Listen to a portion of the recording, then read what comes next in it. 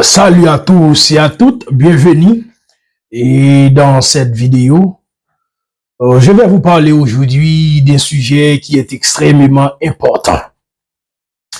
Mes amis, beaucoup d'intellectuels panafricains engagés parlent des philosophes racistes de l'Occident et souvent, mais on ne mentionne jamais le nom de Victor Hugo. Peut-être ils ne sont pas au courant des approches négrophobes de ce dernier.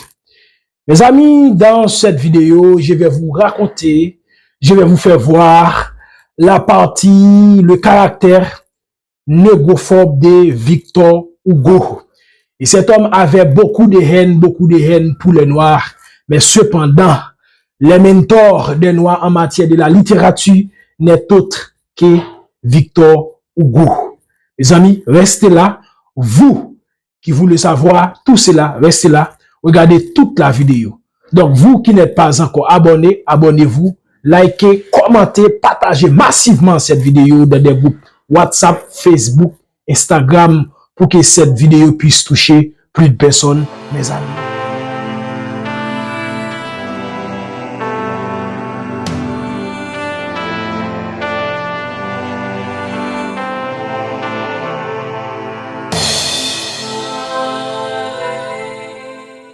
En effet, mes amis, comme je vous l'ai déjà promis dans l'introduction de cette vidéo, mes amis, Victor Hugo était-il négrophobe à l'instar de Voltaire, de David Hume, d'Emmanuel Kant, d'Hegel et tant d'autres? Certainement, mes amis, Victor Hugo était beaucoup plus négrophobe que ces derniers.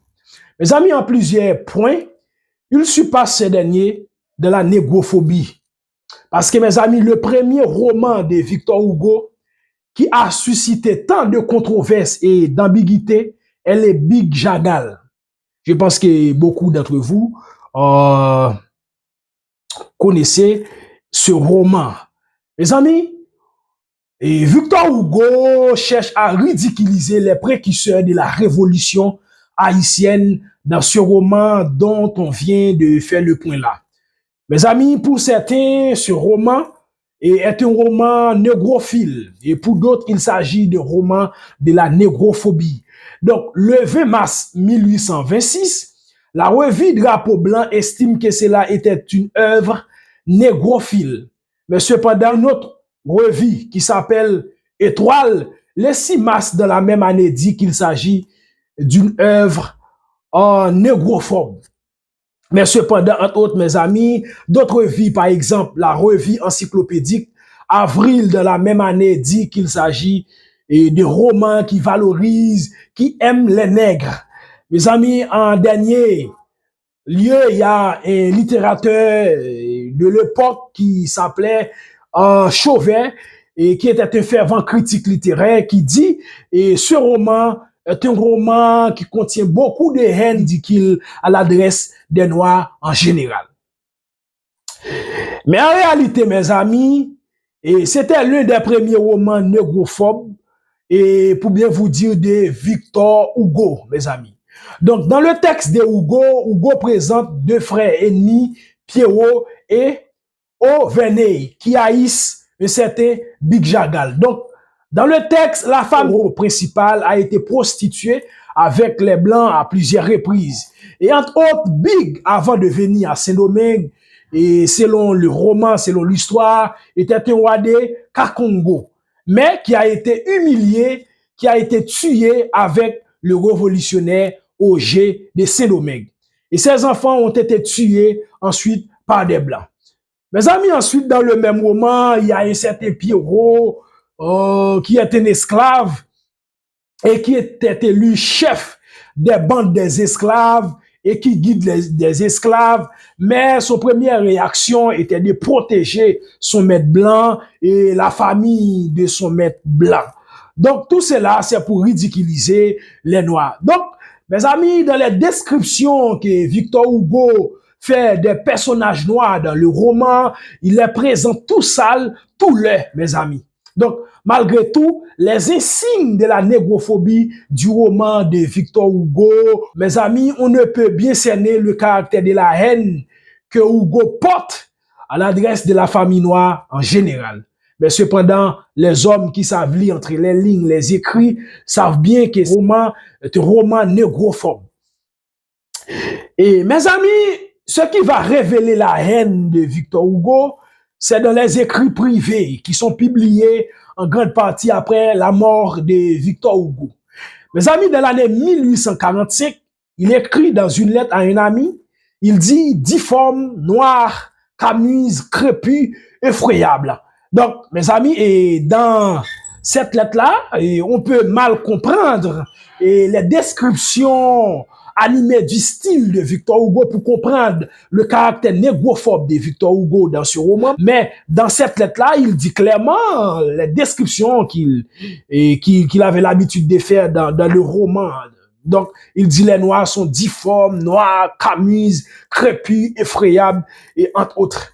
Et mes amis, Victor Hugo, n'oubliez pas, dans ce roman, était en train de ridiculiser les révolutionnaires de la révolution haïtienne. Mes amis, dans le même roman, voici ce qu'a dit Victor Hugo. Il a dit, écoutez, cela veut dire, il a mis la parole dans la bouche des personnages du roman. Et c'est le personnage Big Jagal. Big Jagal a fait cette déclaration au sujet de Biassou, qui était un autre personnage dans le roman. Voici ce qu'a dit Big Jagal. Il a dit, écoutez, Jean Biassou, ce sont ces cruautés qui perdront notre juste cause. La mort de Boukman est un juste châtiment du ciel pour ses crimes. Jeannot, qui vient de mourir, rivalisait d'atrocités avec Boukman et vous. Pourquoi ces massacres qui outragent les Blancs à la férocité? Pourquoi encore useux de jonglerie afin d'exciter la fureur de nos malheureux camarades déjà trop exaspérés? Il y a au Troukofi un charlatan mulâtre nommé Romaine la prophétesse qui fanatise une bande de noirs. Croyez-moi, Biassou, les Blancs sont moins cruels que nous. Notre cause sera-t-elle plus saine et plus juste quand nous aurons exterminé des femmes, engagé des enfants, torturé des vieillards, brûlé des colons dans leurs maisons, pourtant nos exploits de chaque jour. Donc ça, c'était un discours de Big Jagal dans le roman. N'oubliez pas, mes amis, ceux qui savent bien l'histoire d'Haïti savent que tous les personnages mentionnés dans le roman étaient des personnages historiques. Cela veut dire c'était en chair et en os sur la scène historique de Saint-Domingue. Donc, c'était bien avant, on peut bien vous dire, c'était des initiateurs de la cérémonie du bois caïman qui a fait la révolution de 1791. Mais Hugo les mettait en scène et les ridiculisait farouchement, bêtement, mes amis, dans ce roman. Mes amis, n'oubliez pas, Roger était le premier martyr à Saint-Domingue, c'était un mulâtre et qui était allé en France de retour à Saint-Domingue. Il a entrepris une révolution pour libérer la caste des mulâtres. Mais cependant, Roger a été capturé et a été brûlé vif à Santo Domingo à l'époque, mes amis. C'était un mulâtre. Ensuite, mes amis, tout le monde sait Boukman, qui était un prêtre principal du vaudou, qui a organisé la cérémonie du bois caïman pour mettre fin à l'esclavage. Cela veut dire Roger était vraiment un personnage historique et Boukman aussi était un personnage historique. Et cependant, Romaine, la prophétesse, était la mambo, cela veut dire la prêtresse du vaudou, fils le sacrifice de la cérémonie, mes amis, lors de la cérémonie du bois caïman. Et Jean Biassou, Jeannot étaient tous des organisateurs de la dite cérémonie, mes amis. Tous ces hommes-là étaient précurseurs de toutes ces ouvertures, mes amis. Et ces hommes ont précédé toutes ces ouvertures dans le règne du pouvoir à Saint-Domingue. Mais tous ces révolutionnaires, ces bienfaiteurs de l'humanité, ces libérateurs des hommes noirs, mes amis, ont été ridiculisés bêtement par le mentor de tous les noirs du monde, savoir Victor Hugo, mes amis. Ensuite, mes amis, dans le même roman, l'un des personnages dit, dans le roman, il dit, les forces des rebelles n'étaient qu'un amas de moyens sans but. Et il dit, en cette armée, il y a pas moins de désordre dans les idées que dans les hommes, mes amis. C'était une déclaration de l'un des personnages du roman de Victor Hugo pour réaliser la révolution qui va mettre fin à l'esclavage et libérer tous les Noirs du monde entier.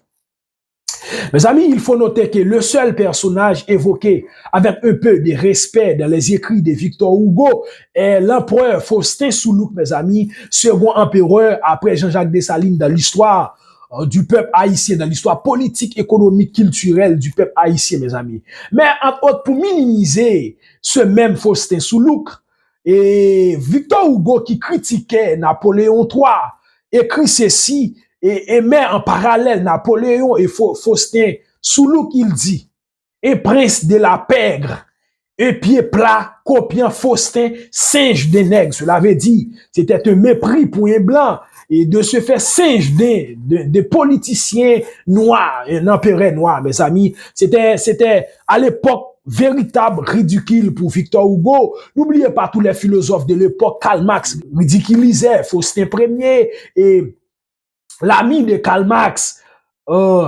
Savoir, c'est lui qui a écrit les livres avec Karl Marx, ridiculisait, entre autres, Faustin Ier, mes amis.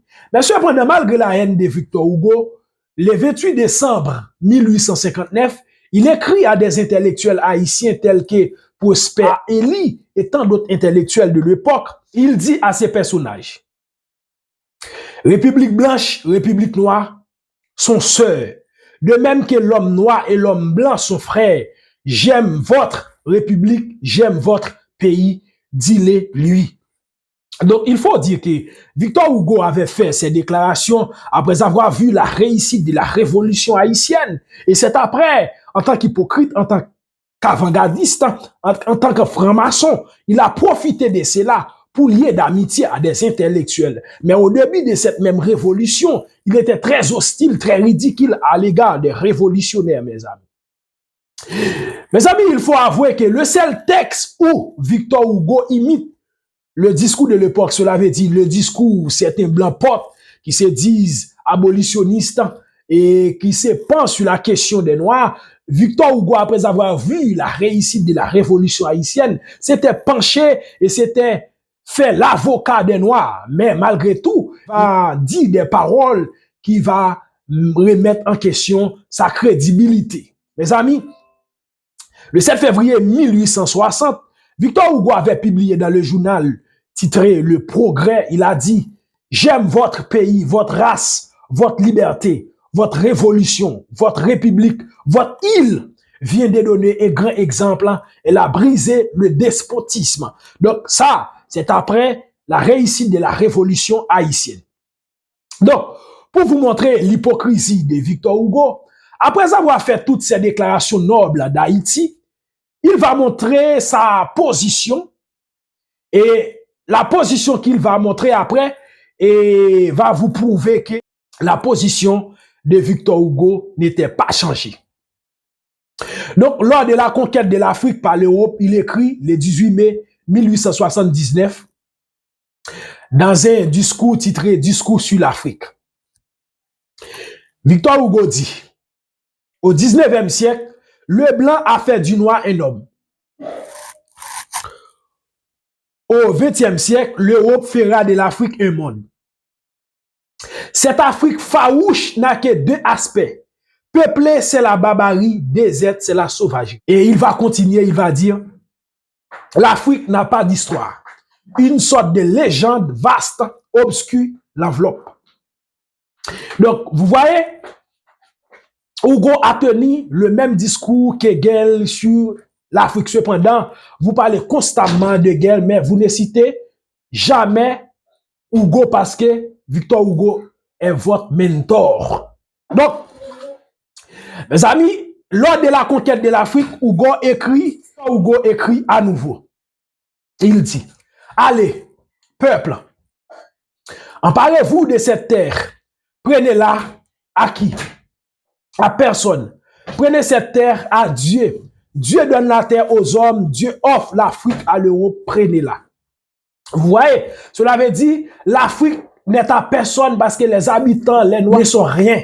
Vous voyez, il dit, vous allez prendre l'Afrique à qui? À personne parce que nous, les nègres, nous ne sommes rien pour Victor Hugo. Cela veut dire, si les Européens vont prendre l'Afrique, mais c'est adieu non aux Africains. Donc, mes amis, c'est extrêmement, c'est même plus extrême qu'Hegel dans certaines déclarations, mes amis.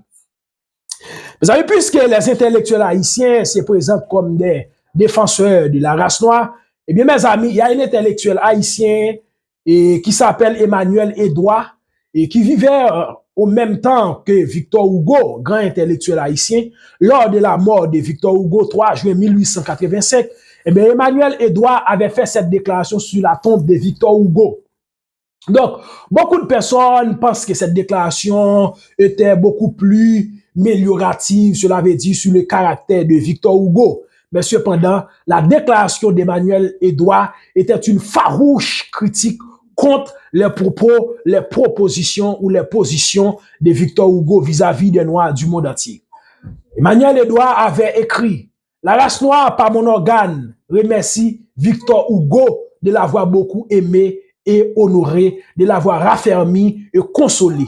La race noire salue Victor Hugo et la grande nation française. » Mes amis, c'était une déclaration pour ridiculiser la personne de Victor Hugo. C'était l'intellectuel haïtien Emmanuel Edouard, qui était un intellectuel très poussé, qui avait fait cette déclaration. Donc, il faut dire à l'époque, lorsque les intellectuels haïtiens étaient libres, étaient en mesure de prendre la défense de la race noire, eh bien, l'Afrique était sous la domination blanche. Et c'est pour cette raison, les Haïtiens sont des avant-gardistes en matière de la révolution, en matière de l'émancipation, mes amis. Donc, déjà, Emmanuel Edouard avait ridiculisé la personne de Victor Hugo, même après sa mort. Donc, on peut le constater, mes amis, Victor Hugo n'aimait pas l'homme noir. Mais cependant, ses romans sont les plus lus dans les milliers de peuples noirs. Mais cependant, beaucoup de Noirs ne savent pas que Victor Hugo était le plus grand négrophobe de tous les temps. Et c'est pour cette raison que nous avons dit, Victor Hugo, est-ce que c'est la littérature ou la négrophobie? Pour moi, ce n'est pas la littérature, c'est plutôt la négrophobie, la haine des Noirs. Et dans tous les écrits de Victor Hugo, le mépris de l'Afrique, la haine des Noirs. Pour moi, ce n'est pas la littérature, c'est la négrophobie. Et c'est pour cette raison, nous, les nègres du monde, nous devons avoir des positions claires vis-à-vis de nos détracteurs. Donc, vous allez voir en Europe, nos intellectuels engagés sont rejetés par l'Europe. Mais pourquoi nos détracteurs de l'Europe, les soi-disant intellectuels de l'Europe, sont admirés par nous pendant qu'ils sont les plus ennemis de la race nègre? Donc, sur ce tract, mes amis, je vous conseille d'abandonner ou de prendre les déclarations ou les écrits de Victor Hugo dans une autre dimension parce que Hugo était un négrophobe farouche. Merci.